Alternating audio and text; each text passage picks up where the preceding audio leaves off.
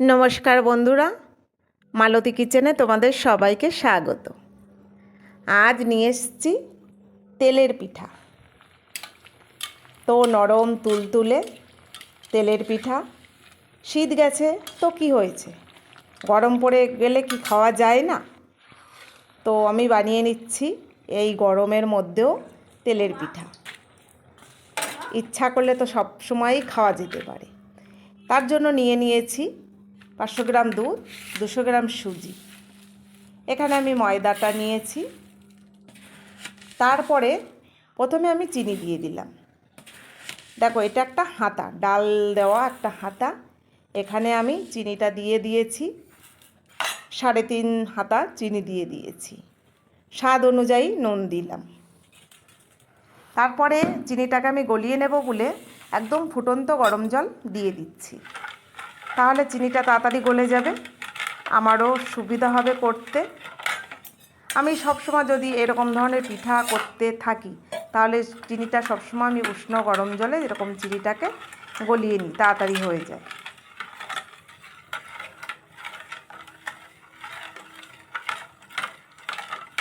দেখো, সুন্দর করে গলিয়ে নিয়েছি। তারপরে এখানে দুধ দিয়েছি। এটা 500 গ্রাম দুধ। দুধটা এখনও বরফ হয়ে আছে, কিছুটা আমি দিচ্ছি, আর বাদবাকি বরফটা ছাড়লে দেব। যেহেতু জলটা গরম রয়েছে সেই জন্য ঠান্ডা দুধটা আমি দিয়ে দিলাম ওর ভেতরে। দুধটাও একটু উষ্ণ হয়ে গেল। আরেকটা উষ্ণ অবস্থায় করলে না ফুলকো ফুলকো হয়, খুবই সুন্দর হয়। এখানে সুজি আছে 200 গ্রাম, 200 সুজি দিয়ে দিলাম। পুরোটাই আমি দিয়ে দেব।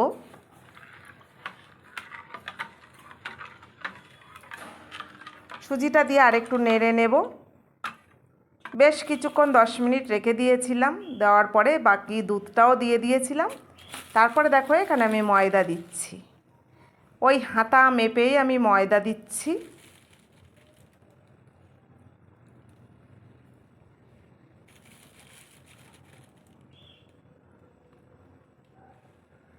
এখন দিচ্ছি চালের গুঁড়ো। 3 হাতা দিয়েছি ময়দা, তারপরে দিলাম চালের গুঁড়ো।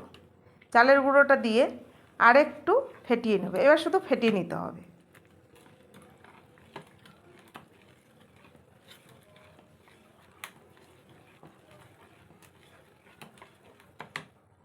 এবার ভালো করে এরকম করে ফেটিয়ে নেব, যাতে দানা দানা ভাবটা না থাকে। দানা দানা ভাবটা থাকলে পিঠা ঠিক সেরকম হয় না। যেহেতু আমার জলটা কিন্তু উষ্ণ ছিল, তো সুজিটাও বেশ একদম নরম হয়ে গেছে। তারপরে এইদিকে আমি কড়াইতে রিফাইন তেল দিয়ে দিলাম। আর যেহেতু ভাজা টাজা করতে গেলে, বিশেষ করে ভাজা পিঠে করতে গেলে একটু রিফাইন তেলের দরকার হয়। সর্ষের তেলে দিলে কিন্তু একটা গন্ধ ছাড়ে। এবার প্রথম দেখো দিয়ে দিয়েছি। সাইড দিয়ে যে ছেড়ে গেছে বলে একটু কীরকম দানা দানা হয়ে গেছে।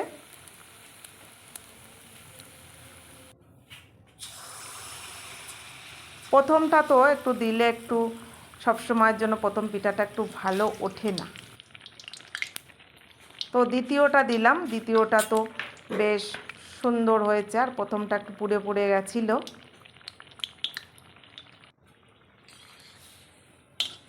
দেখো, এত সুন্দর টোপা হয়েছে কি বলবো।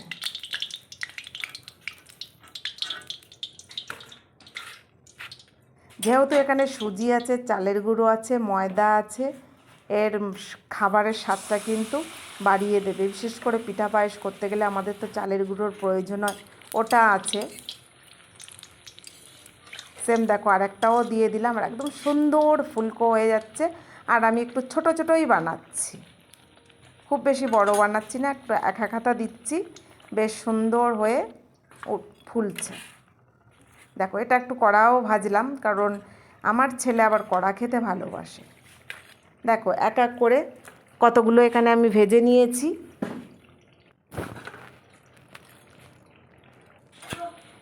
আর এরকম তেলের পিঠা বানাতে গেলে একটু দুধ দিলে না আরও ভালো হয়।